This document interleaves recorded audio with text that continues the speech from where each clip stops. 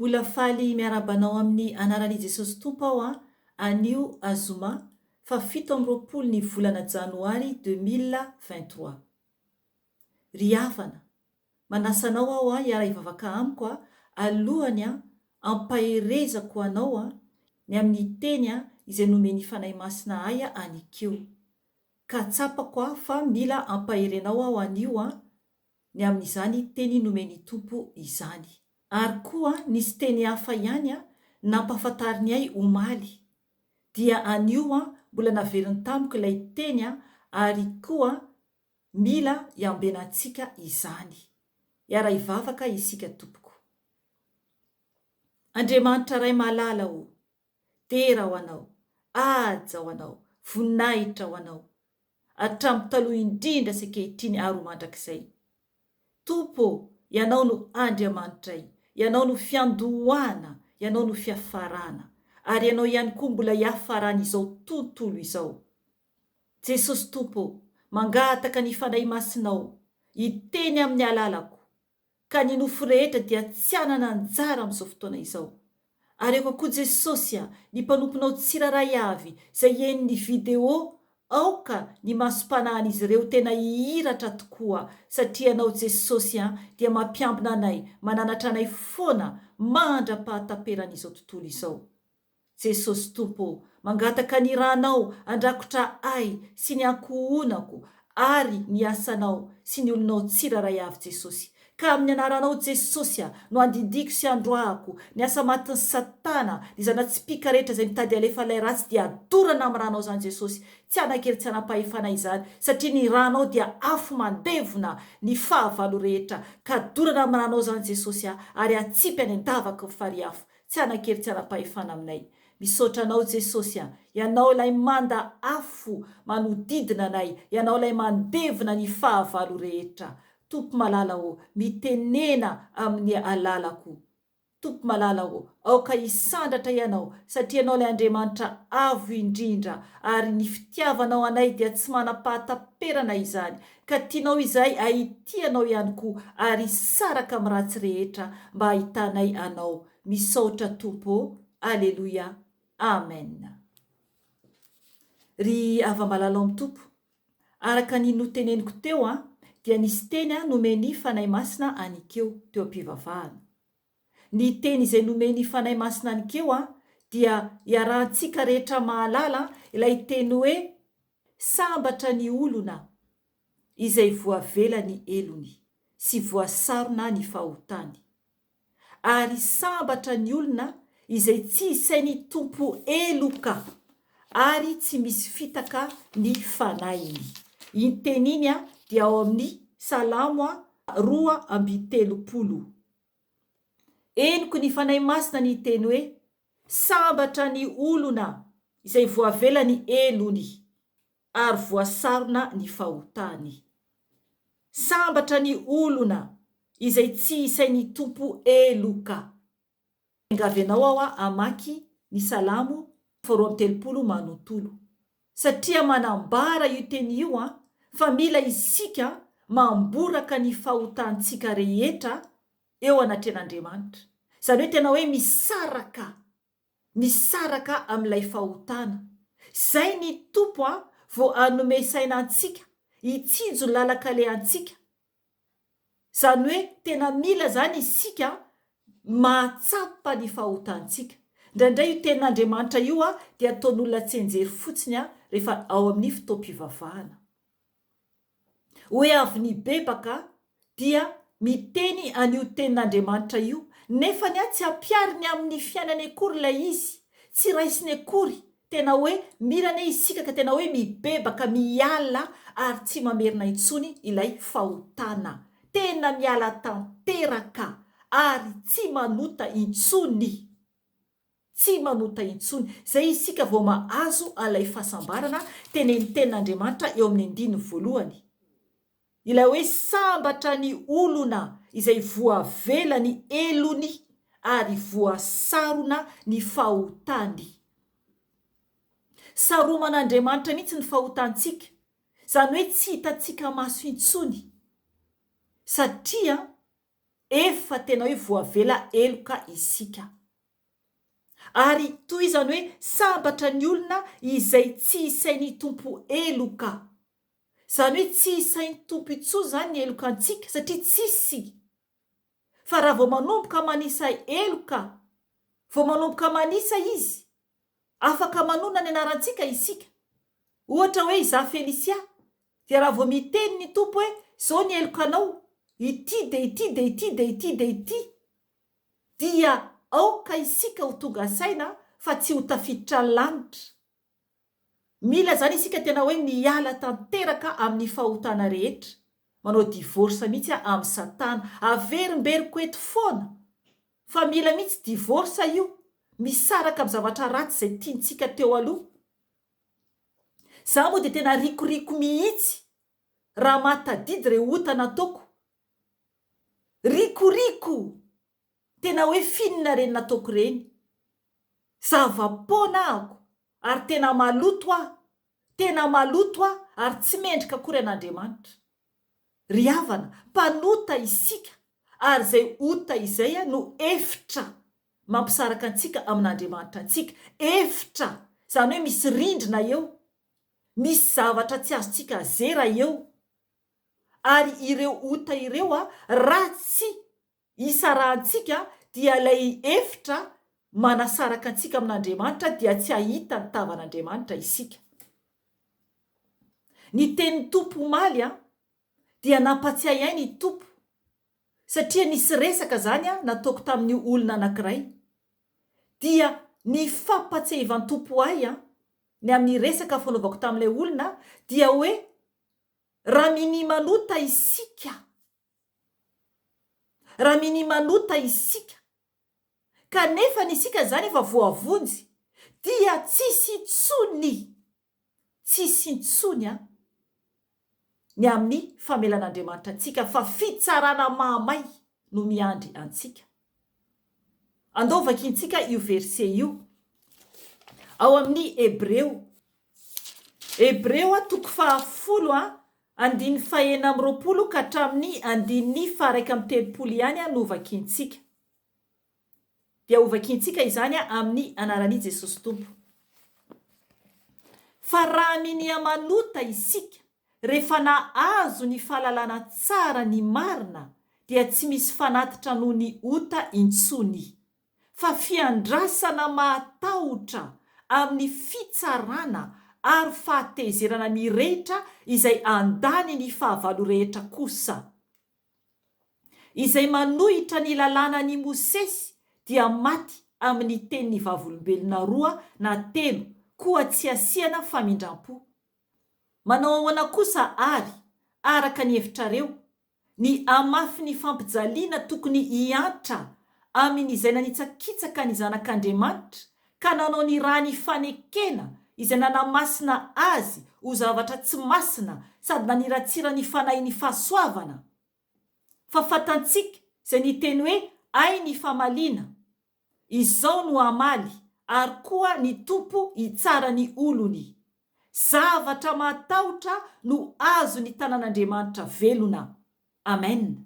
Ajanoko hatreo ny teny. Miangavenao aho amaky ny Hebreo 10 manontolo, satria novakiko izany nanazava ny fanahy masina tamiko tanteraka momba n'io teny io. Dia aoka kosa isika hiezaka mihitsy andray ny tenin'Andriamanitra.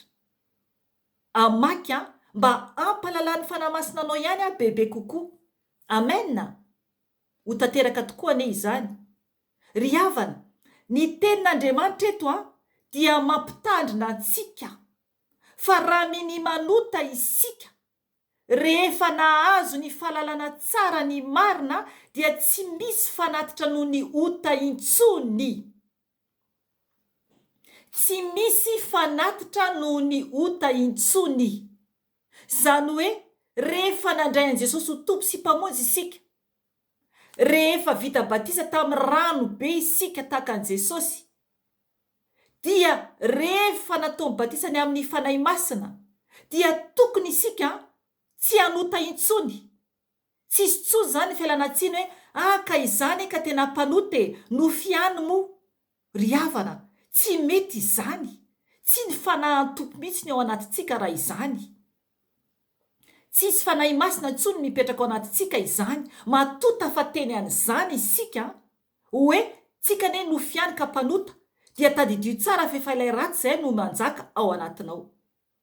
Fa ny tenin'Andriamanitra eto dia fiandrasana matahotra amin'ny fitsarana ary fahatezerana mirehitra izay andany ny fahavalo rehetra kosa. Zay zany no iandry antsika raha mini manota isika nefany efa voavonjy satria maniratsira n'Andriamanitra isika. Raha mbola miteny any hoe latsaka kely aka, fantatritsika zao fa hoe ota dia mbola atao ihany. Ry havana tsy any tompo isika raha mbola miaina ao anatin'ny ota, raha mbola mini manota. Zay no mahatonga anazy ny teny momba ny tamin'ny andron'ny Mosesy eto. Tamin'ny andron'ny Mosesy dia manambara tsara mihitsy ny ten'Andriamanitra eto hoe izay manohitra ny lalàn'ny Mosesy dia maty amin'ny teny vavolombelona 2 na 3 ka tsy asiana famindram-po. Zay zany tamin'izany fotoana izany. Tadidio fa ny lalàn'ny Mosesy no teo alohan'i Jesosy tonga nanolotra ny ainy ho antsika. Dia tamin'ny lalàn'ny Mosesy firifiry ny olona maty ny vonon'Andriamanitra. Ny vonon'Andriamanitra. Ry havana, tamin'ny Mosesy naka ny didy 10 dia niteny Andriamanitra mba tsy hanatona ny olona eo akaikiny ilay toerana akaikiny tendrombohitra. Satria efa niteny Andriamanitra hoe raha mikasika ny olona an'io toerana io dia ho faty tokoa. Zany hoe na zavatra kely zany ny atao dia ahafaty. Ikasika fotsiny ny sisina toerana anankiray dia ahafaty. Satria lehibe loatra Andriamanitra. Lehibe loatra Andriamanitra. Firy ireo zanak'Israely no maty tsy tafiditra tany amin'ny tany Kanana. Firy no mbola novonony ihany koa na dia efa tany ara. Ry havana, Andriamanitra tsy azontsika vazivaziana, fa izay afafintsika no hojinjaintsika. Ny ten'Andriamanitra dia manambara marina eo amin'ny 9:20 eto amin'ny Hebreo 10 izany averiko vakina kely amin'ny anaran'i Jesosy Tompo. Manao ahoana kosa araky ny hevitrareo ny amafy ny fampijaliana tokony hiatra amin'izay nanitsakitsaka ny zanak'Andriamanitra ka nanao ny rano fanekena izay nanamasinana azy ho zavatra tsy masina sady naniratsira ny fanahin'ny fahasoavana. Amen. Ry havana, isika tsiraray avy efa voavonjy no tiany Tompo tenenina eto.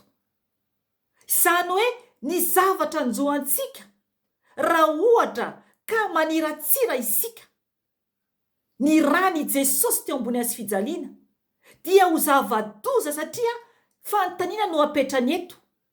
Fanontaniana anao ahoana kosa ny amafy ny fampijaliana tokony hiatra amin'izay nanitsakitsaka ny zanak'Andriamanitra ka nanao ny rany fanekena izay nanamasinana. Rany fanekena rany Jesosy nanamasinana antsika. Tokony tena hitandrina isika satria fahasoavana no namonjeny antsika. Dia mieritreritra ve isika hoe voavonjy dia mbola hanota ihany, mbola niratsiran'Andriamanitra ihany? Ny fanahy masin'ny fahasoavan'Andriamanitra, ny fanahy masin'Andriamanitra izay ao anatintsika ve dia ho hitsakitsahantsika, ho haratsintsika, ho lotontsika sanatria dia sanatria. Ry havana, amaly antsika Andriamanitra. Zay no mahatonga ny teny Tompo eto hoe ay ny famaliana, izao no amaly. Ny Tompo no hitsara ny olony, izy no hitsarantsika tsiraray avy. Ary eo amin'ny 9:30 dia hoe zavatra mahatahotra no ho azo ny tanan'Andriamanitra velona. Amen. Ry havana, zavatra mahatahotra. Aoka ho raisitsika ampatahorana izany. Aoka isika eritreritra tsara, miala amin'ny ratsy, miala tanteraka amin'ny ratsy. aoka isika tena tahotra an'Andriamanitra. Aoka isika tena hiala tanteraka amin'ny ratsy rehetra dia mindra fo amintsika ny tompo.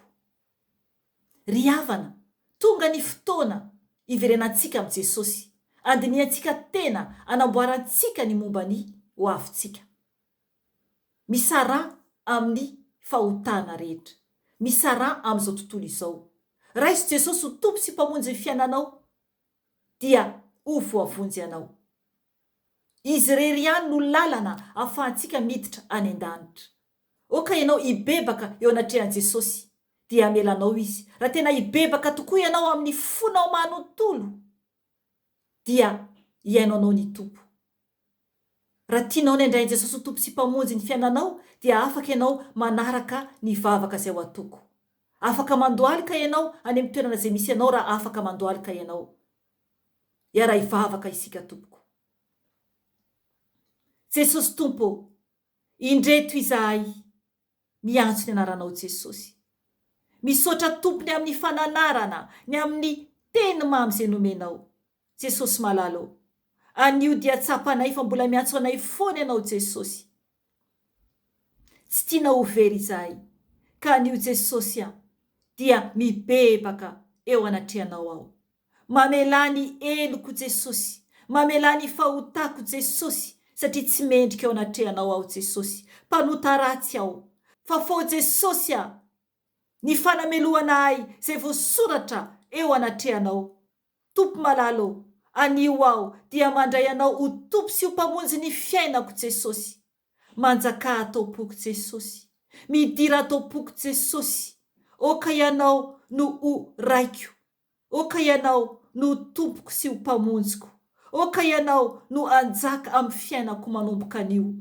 Tario aho Jesosy, ampianaro aho fanahy masonao fa tsy mahay manao na inona na inona. Soraty ao anatin'ny boky fiainana Jesosy ny anarako. Tompo, tanao fa tsy matananao. Amboary foana Jesosy mba homendrika anao. Omeo fo madio aho Jesosy mba hitako anao. Alao atao anatiko ny fo vato, alao atao anatiko ny fankalana, alao atao anatiko ny tsy fitiavana Jesosy. Omeo fo nofo aho Jesosy mba ahitako anao. Tompo malala aho, misaotra anao ny amin'ny fiainonao ny fivavako Jesosy. Misaotra Jesosy dera ho anao rery any tompo. Aleluia. Amen. Ry hava malala amin'ny tompo. Raha tena nataonao tokoa amin'ny fonao izany vavaka izany dia niainao anao Jesosy. Vita fihavanana aminy ianao dia aoka ianao hitady fiangonana afaka anao batisanao amin'ny ranobe. Dia mandehana amin'ny fahamarinana sy ny fahamasinana amin'izao sisa izao. Dia hiaraka aminao Jesosy, hitoetra ao anatinao ny fanainy. Hiaro anao izy na andro na alina. Ry havana, ajanoko eto ny anio. Fa raha mbola misy ny fotoana dia mbola miverina eto ihany aho raha mbola omeny tompo fotoana.